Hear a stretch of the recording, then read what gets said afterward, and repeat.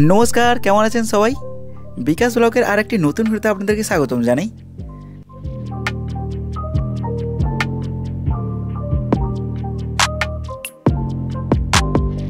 পুষ্পেন্দু অনেক দিন থেকে ওর বাড়িতে আমাকে ডাকছিল, সঙ্গে আমার ফ্যামিলি নিয়ে।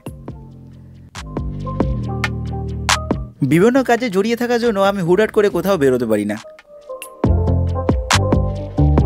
পুষ্পেন্দু একদিন বলল যে আমাদের এখানে মেলা হবে, তোমাদের বাড়ির সবাইকে আসতে হবে। সঙ্গে পুষ্পেন্দুর মাও আমার মাকে বেশ কয়েকবার বলেছিল, তো সেই নিরিখে আমি আর মানা করতে পারলাম না।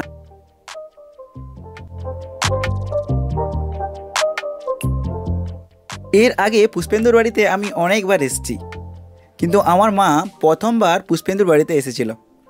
তার জন্য পুষ্পেন্দুর বাড়ির সবাই খুব আনন্দিত হয়েছিল। যেতে আমাদের একটু সন্ধ্যা হয়ে যাওয়ায় আমরা দেরি না করে মেলাতে চলে আসি। মেলাটা বেশ তত একটা বড় ছিল না, কিন্তু মেলাতে অনেক ভিড় ছিল। ওই দিন পুষ্পেন্দু ওর বন্ধু বান্ধবকেও ডেকেছিল। খুব এনজয় করে আমরা মেলায় ঘোরা স্টার্ট করলাম। যেটা মন করছে সেটা আমরা সবাই মিলে খেতে লাগলাম।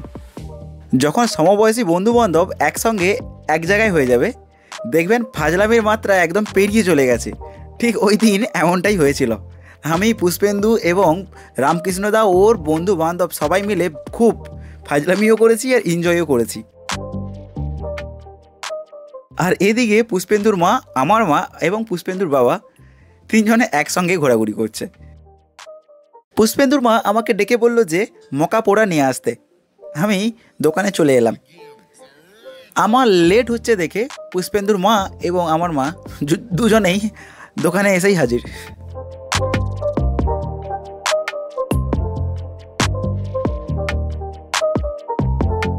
অবশেষে পুষ্পেন্দুর বন্ধু বান্ধব এবং আমরা সবাই মিলে বেশ কয়েকটা ফটো খিঁচলাম এবং একটু এনজয়ও করলাম।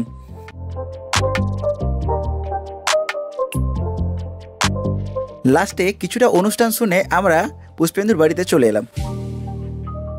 সকালে মর্নিংয়ে রামকৃষ্ণদা পুষ্পেন্দুর বাড়িতে এসে ব্যায়াম করার জন্য, আর ঠিক আমিও ওই সময় উঠে পড়ি ব্যায়াম করার জন্য।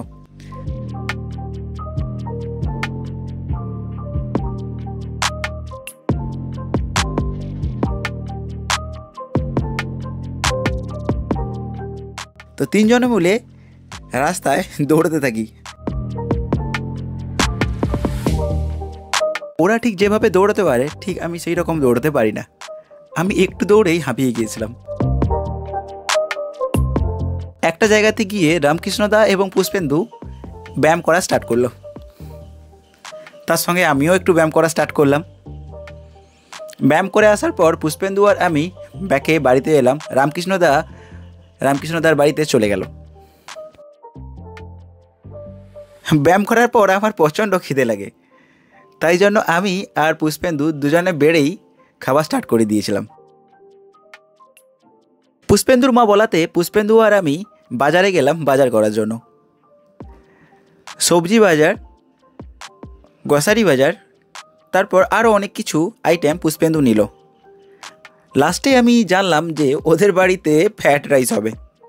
আসলে ওই দিন নিরামিষ ওদের বাড়িতে। তাহলেও কি হবে, পুষ্পেন্দুর মা যে আইটেমগুলো ওকে বলেছিল আমি শুনে খুব খুশি হলাম, কারণ ওগুলো আমার খুব favourite.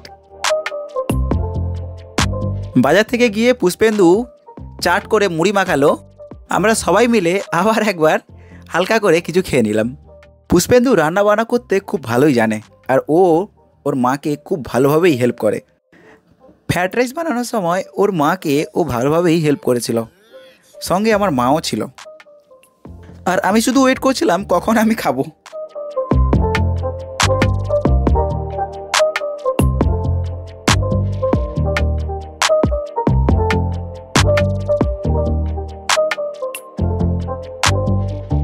Finally fried rice ready হওয়ার পর আমরা গেলাম খেতে। ওই দিন আইটেম ছিল স্যালাড, বেগুনি, ফ্রায়েড রাইস আর ছোলা পনির, সঙ্গে মিষ্টি আর দই। বেশ ভালোভাবে আমরা এনজয় করে খেলাম।